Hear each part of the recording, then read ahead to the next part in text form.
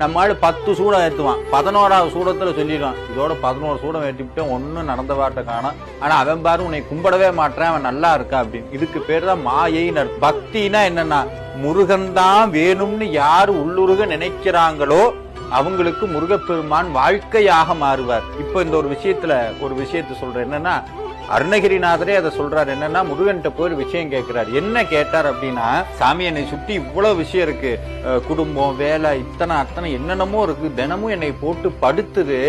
அதை சொல்றாரு பாருங்க. என்னன்னா, பேற்றை தவம் சற்றும் இல்லாத என்னை பிரபஞ்சம் என்னும் சேற்றை கழிய வழிவிட்டவா, செஞ்சடா அடாவி மேல் ஆற்றை பணியை இதழியை தும்பையை அம்புலியின் கீற்றை புனைந்த பெருமான் குமாரன் கிருபாகரனே அப்படின்னு சொல்றாரு. அதுல ஒரு வார்த்தை யூஸ் பண்றாரு. என்னன்னா, பேற்றை தவம் சற்றும் இல்லாத என்னை. என்னன்னா, முனிவர்கள் மாதிரி நான் போய் காட்டுல தவம் பண்ணல, அங்க உட்கார்ந்து நான் முருகா முருகான்னு சொல்லல, அந்த